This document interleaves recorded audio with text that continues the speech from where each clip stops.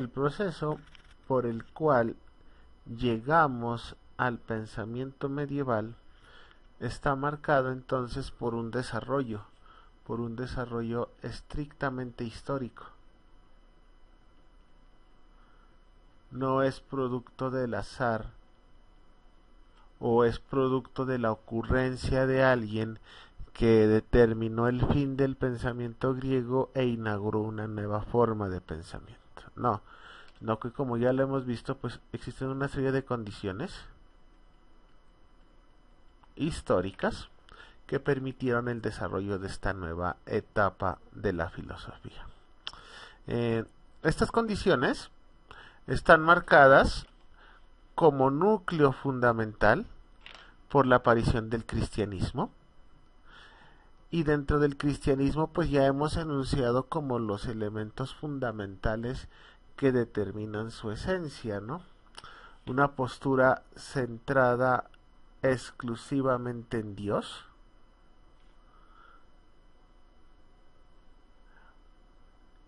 un carácter revelatorio de su mensaje. Ellos se consideran una religión revelada y la Biblia es el lugar donde se entiende esa revelación, y esa revelación solamente puede ser entendida por medio de la fe. La fe es el elemento que nos lleva al entendimiento.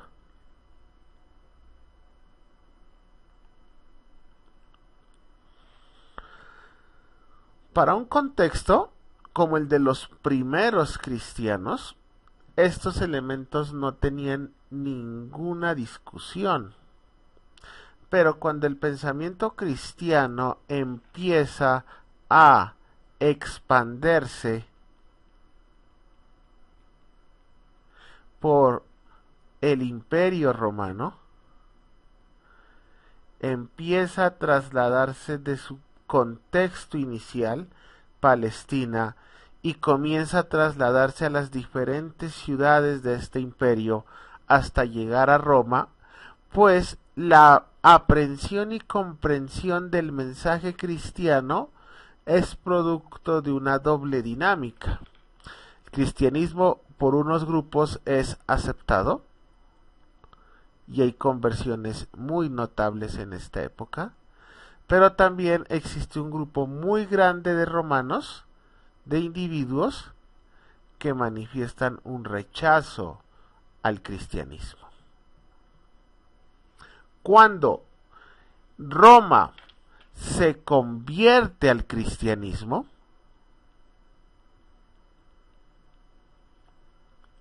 en la época del emperador Constantino, el cristianismo ya no daba la posibilidad de ser aceptado o rechazado, sino que debía ser obligatoriamente aceptado. Eso obviamente trajo una actitud más fuerte de rechazo de una gran cantidad de personas, y esto posibilitó la aparición de la primera generación de filósofos cristianos, que son los apologistas. Los apologistas, como tal, tuvieron la tarea de ser los defensores de la fe cristiana de aquellos rechazos que se dieron durante la incorporación del cristianismo como la religión oficial del imperio. Esos defensores de la fe cristiana sobre todo lucharon contra las herejías, que eran interpretaciones erradas del mensaje original del Evangelio. Entonces ellos trataron de utilizar elementos racionales que permitieran hacer entendibles de una manera correcta los principios de la fe. Sí, estos fueron los primeros, y por eso es interesantísimo en la historia de la filosofía medieval, porque a pesar de que no son considerados filósofos natos, pero abren la puerta a ese diálogo entre la fe y la razón. Luego viene el primer periodo para muchos de la filosofía medieval o del pensamiento medieval, que corresponde al periodo de la patrística, que es el periodo de los padres de la Iglesia. Y aquí tenemos sobre todo al padre de la Iglesia más importante, que es San Agustín de Hipona. ¿Sí? En esta época, los hombres de la Iglesia se abren a la tradición filosófica griega, pero sobre todo a la influencia de Platón. Lo que se da en la patrística es una reinterpretación, adaptación y cristianización del mensaje de Platón. Y la filosofía medieval llega a su mayor desarrollo con la escolástica, ¿sí? Que es el periodo representado sobre todo por Santo Tomás de Aquino. Aunque aquí teníamos a estudiar a San Anselmo, a Guillermo de Ockham, y lo interesante de la escolástica es que abre el discurso filosófico a la interpretación del pensamiento de Aristóteles, que durante mucho tiempo en la época medieval se consideró incompatible con la fe cristiana. Santo Tomás, en una obra importantísima que la vamos a estudiar, titulada La Suma Teológica, busca conciliar el pensamiento aristotélico con el pensamiento cristiano. Entonces la filosofía medieval está marcada por tres grandes momentos: los apologistas, los padres de la Iglesia y los escolásticos. Antes de entrar a abordar los periodos del pensamiento medieval, vamos a detenernos en el numeral 1 del desarrollo histórico de esta forma de pensamiento y vamos a hacer un rápido abordaje a los principios fundamentales del cristianismo. Entonces, cuando nosotros hablamos del cristianismo, lo primero que tendríamos que decir es que el cristianismo como tal tiene su origen en una determinada región. Es más, que el cristianismo como tal en sus orígenes debe ser entendido es como una secta, así como lo fueron los saduceos, así como lo fueron los fariseos, los esenios, etcétera. Hay que entender el cristianismo es como una secta de una religión previa que se llamaba el judaísmo, la cual sería en Palestina. Eso tiene que tenerse muy claro. Y el cristianismo como tal, lo que va a defender fundamentalmente es la idea de que el Mesías, que era una figura propia del judaísmo, ¿sí? El judaísmo pensaba en la llegada de un Mesías, en la llegada de un Salvador, que impondría en este mundo su reinado. Y entonces de ahí viene el concepto propio del cristianismo, que es el reino de Dios.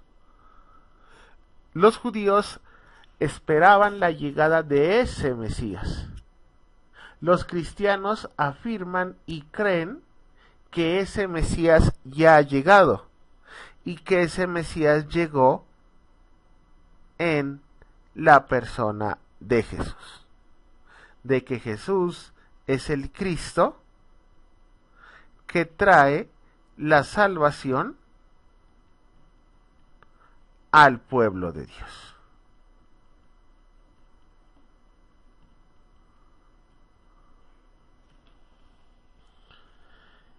Y es en ese afán del cristianismo de demostrar que Jesús es el Mesías y que en Jesús Dios posibilita la salvación del hombre.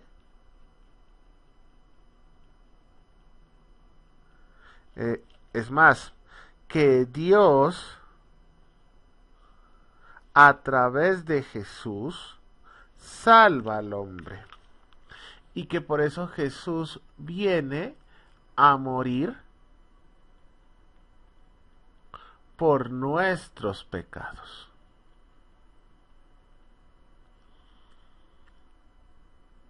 Para el hombre de este tiempo, entonces, Jesús ofrece la posibilidad de una nueva vida.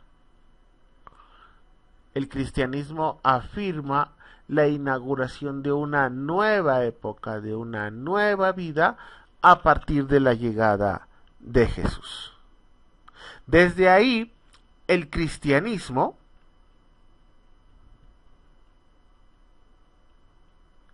tiene que elaborar un cuerpo doctrinal que permita establecer el fundamento de este principio. Si tiene que fundamentarse, tiene que buscarse una explicación que permita la justificación para su existencia. Y desde ahí el cristianismo elabora toda una serie de doctrinas que son nuevas, que son novedosas y que son, en muchos casos, totalmente ajenas a lo que habían pensado los filósofos griegos. Y entonces aquí existe un problema, ¿no? Y es que vamos a entender que la filosofía tendrá que justificar elementos que nunca habían sido producto de su reflexión. Veamos un ejemplo en esta síntesis del cristianismo. Los cristianos, ¿sí?, pues obvio, entienden, aceptan y están convencidos de la existencia de Dios. La filosofía griega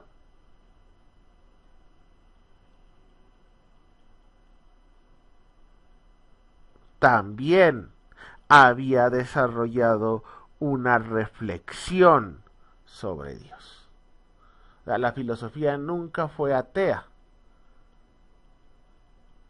Muchos filósofos elaboraron intentos de comprensión de Dios. Pero la característica fundamental de la filosofía griega es que esa reflexión de Dios estaba en una íntima relación con el cosmos, con el mundo que nos rodea. Así, por ejemplo, Anaxágoras, el mismo Platón, nos hablan de Dios y le dan el nombre de una inteligencia ordenadora. Dicho en otras palabras, la armonía del universo no es propia del universo. Existió previamente una inteligencia que organiza ese universo. Aristóteles nos hablaba de la existencia de un motor inmóvil y asociaba ese motor inmóvil con Dios. Los estoicos en la época helénica hablaban de una razón cósmica, porque como los estoicos planteaban el problema del destino, pues para ellos era clave entender que ese destino no era natural, sino que ese destino tenía una inteligencia superior, una razón que daba el sentido y la justificación al porqué de la existencia de cada individuo. Entonces los estoicos Aristóteles, Platón, Anaxágoras, ya nos habían planteado el problema de Dios, pero no de Dios en sí mismo, sino de Dios en su relación con el universo, tratando en últimas de justificar la validez del universo. Pero, en el pensamiento cristiano, Dios, ¿sí? Y eso es interesantísimo entenderlo, ¿sí? En el cristianismo, el problema de Dios está en una profunda relación con la comprensión que ellos tienen de la historia. Y esa comprensión de la historia, pues se entiende desde una doble perspectiva en pensamiento cristiano. Y es que Dios se ocupa, Dios no está alejado, sino que Dios está totalmente comprometido en los asuntos del hombre. Algunos, como los estoicos o como otras escuelas, habrían llamado esto destino. Y como Dios está tan preocupado y tan metido en los asuntos del hombre, Dios interviene en la historia del hombre. No es un espectador pasivo, sino que Dios interviene en la historia y en esa historia Dios revela cuál es su voluntad. Porque Dios tiene una voluntad para este mundo, para cada hombre. Es más, no solamente Dios manifiesta su voluntad, como nos lo demuestran los relatos del Antiguo Testamento.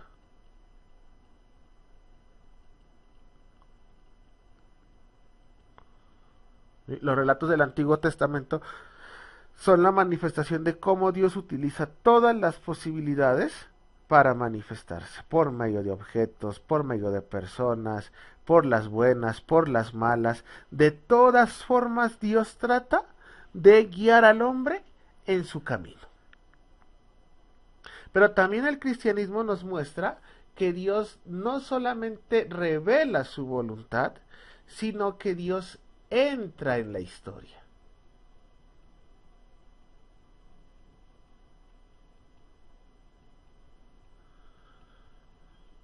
Y en ese sentido es tanto su ir a la historia que Dios se hace hombre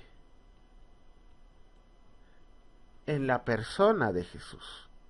Se hace hombre en un lugar, la Palestina, y en un momento específico. ¿Sí? Y eso constituye, ese lugar y momento específico constituyen el centro de la historia. Entonces, para los cristianos, la historia tiene un antes y un después. Un antes al nacimiento de Jesús y un después de Cristo. Esa comprensión del Dios que se hace hombre y que trata en su corporalidad de manifestar su voluntad es el relato del Nuevo Testamento, del Dios que se apasiona tanto por el hombre, que se hace hombre y da su vida por la salvación de los hombres. La noticia sobre Dios, de un Dios que se había hecho hombre,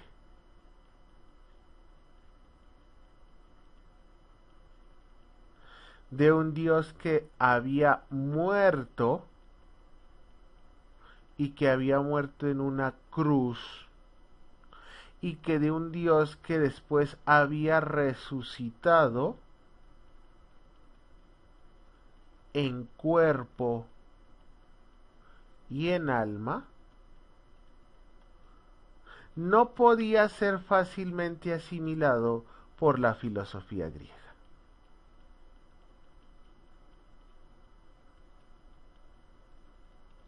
La filosofía griega, obviamente, cuestionará la validez de esta comprensión propia del cristianismo.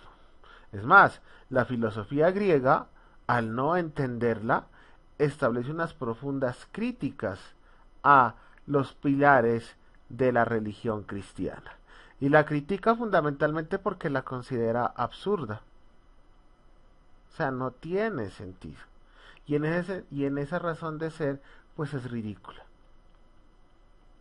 Creer que un Dios viene a hacerse hombre, que un ser perfecto viene a hacerse imperfecto, a llegar a su máxima imperfección, que es la muerte, y después volver a la vida. Eso es algo absurdo, ¿listo? Y ridículo. Es más, es absurda porque inmediatamente critica o pone en tela de juicio la perfección de ese Dios. ¿Cómo puede ser Dios? Que era la pregunta que se hacían los filósofos. ¿Cómo puede ser Dios afectado por el sufrimiento y el dolor? Cuando Dios es clavado en la cruz, ¿sufrió dolor? ¿Sentía hambre? ¿Se cansaba? Porque Dios, al ser perfecto, no podría sentir hambre, no podría sentir dolor. Y entonces es algo que en el pensamiento no cuadra, ¿no? Y es, ¿cómo lo imperfecto puede volverse perfecto? ¿Y cómo un ser perfecto puede volverse imperfecto sin dejar de ser lo que es? Alguien dirá, no, es que él dejó su perfección y sufrió realmente. ¿Pero es posible que Dios sufra? Es más, la otra crítica era sobre la predilección.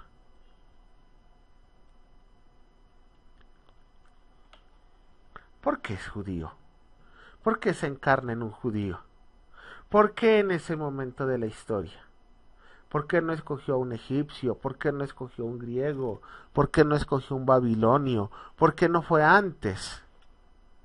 ¿Qué tienen los judíos y qué tenía ese momento? ¿Acaso Dios tiene predilección por algunos hombres? Lo cual es imposible, ¿no? Pero pues cuando Él escoge, manifiesta una predilección. Y la otra gran crítica era sobre la misma dignidad de Dios. Y es que, ¿cómo Dios puede encarnarse en un ser insignificante como lo es cualquier hombre?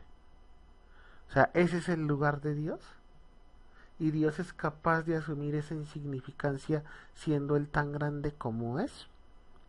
Entonces, dentro de la lógica propia de la filosofía, lo que por fe era un principio radical de vida, no tiene coherencia. O sea, esto es incoherente, no tiene un fundamento como tal. Y esa primera filosofía, cuando comienza a conocer las bases del cristianismo, pues toma una posición de ataque, porque consideraba como tal que el cristianismo no podía contener una verdad en sí mismo. El otro gran problema que el cristianismo le plantea a la filosofía está relacionada con la comprensión del conocimiento. El cristianismo como tal cree y está convencido que Dios en su infinito poder es capaz de revelarse al hombre. Y esa revelación se ha dado a lo largo de toda la historia. En el Antiguo Testamento podemos ver cómo Dios se revela a través de hombres, de los profetas, por ejemplo, y cómo en el Nuevo Testamento Dios se revela a sí mismo en la persona de Jesús. ¿Qué pasa? y es que en la revelación de Dios, cuando Dios se revela, lo que se revela es la verdad, porque se revela Dios mismo. Y esa verdad, pues obviamente estará ¿qué? Libre de error. Porque Dios no se puede equivocar. Ya que si se llegara a equivocar, perdería su perfección. Y la perfección no puede perderla Dios porque es lo que lo hace ser en últimas Dios. Entonces el cristianismo cree y se cree a sí misma como la única verdad posible, la verdad que debe ser aceptada por todos los hombres. En cambio, los filósofos griegos, al hablar del problema del conocimiento, pues tienen una posición muy diferente. Ellos defendían los límites a los cuales está sometido el conocimiento humano.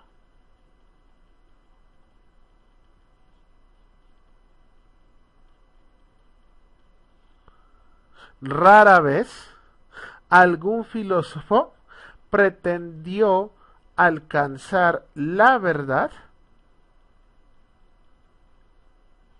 de forma absoluta o de forma total. Es raro el filósofo que hace esto. Es más, los filósofos aceptan y están convencidos, ya lo habíamos visto en autores como Protágoras, ya lo habíamos visto en filósofos como Gorgias, que terminaba afirmando que nuestro conocimiento es una opinión, en Protágoras, que cada uno podía pensar lo que quisiera. La filosofía griega desarrollaba y posibilitaba la verdad, pero una verdad que se pudiera discutir, el libre pensamiento. Y como tal, en la filosofía no existe nunca una comprensión de una verdad que no pueda ser discutida. Todo es posible de ser debatido. En cambio, el cristianismo no. El cristianismo como tal es dogmático. ¿Sí? El cristianismo desarrolla un dogma en su comprensión y no acepta la posibilidad de debatir sus ideas. Ellos, al entender el carácter revelado de su verdad, no aceptan un cuestionamiento de su verdad. Y eso pues obviamente para la filosofía es muy complicado de asimilar, porque la única forma de llegar a la verdad es cuando puede ésta ser debatida. Otros elementos que no son compatibles con la filosofía los podemos sintetizar en los siguientes puntos. El cristianismo es monoteísta. El monoteísmo, pues como ustedes ya lo saben, pues es la creencia en un solo Dios. Cosa que para los filósofos griegos resulta un tanto incomprensible, porque en su marco de referencia ellos marcaban la mitología griega desde un politeísmo. Recuerden ustedes que los griegos tenían dioses para todas las situaciones de la vida. Pensar en un solo Dios, pues es un asunto que, bueno, primero, no es fundamental dentro de la filosofía, y segundo, no tiene un referente claro debido a que el contexto en el que vivían los griegos no planteaba tal situación. Otro elemento es el creacionismo. El creacionismo es la idea de que Dios crea el universo a partir de la nada y el creacionismo como tal para los griegos resulta imposible. Porque pues hablar de la nada, como ya lo hemos visto nosotros, es hablar del no ser. Y del no ser no viene nada. Es imposible que de la nada salga algo. Entonces, para un filósofo griego, la gran pregunta es ¿cómo Dios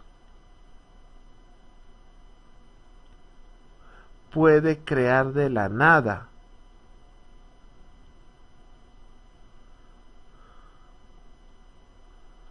La lógica no nos permite aceptar esta comprensión.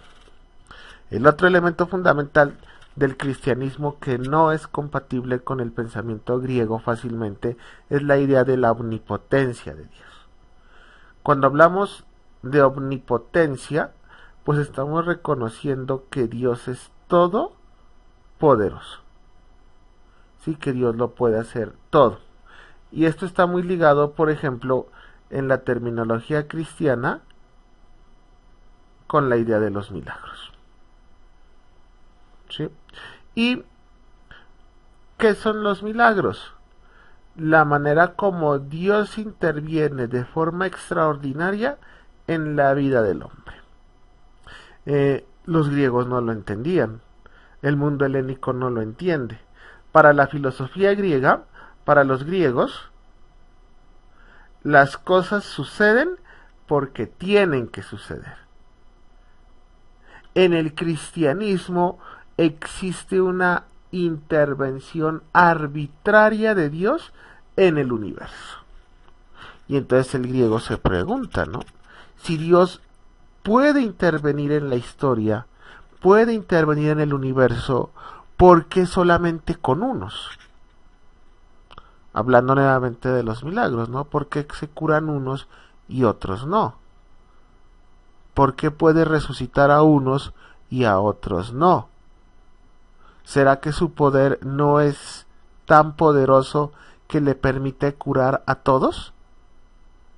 Entonces la filosofía griega no entiende el concepto de la omnipotencia de Dios. Otro elemento que en el pensamiento cristiano es fundamental, pero que en el pensamiento filosófico es difícil de aceptar, es la noción de pecado. En cristianismo el hombre es pecador, y es gracias al pecado que el hombre puede encontrar su salvación. Es más, el hombre nace malo en el cristianismo, y se habla del famoso pecado original. El griego no entiende el concepto de pecado. Es más, existen filósofos como Sócrates que entendían que antes de pecado lo que existe es el mal, pero el mal no es connatural al hombre, sino que el mal era únicamente el producto de la ignorancia. Y el último elemento que choca mucho a la filosofía griega es la idea del hombre como imagen y semejanza de Dios. Y el griego se pregunta fácilmente, ¿no? Hombre, si somos creados a imagen y semejanza de Dios, ¿por qué somos imperfectos?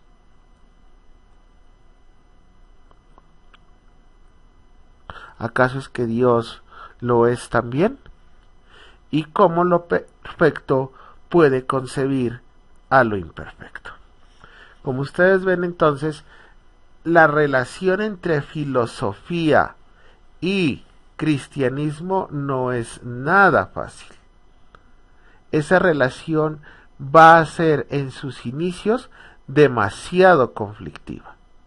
Y poco a poco esas relaciones se van a tener que ir armonizando.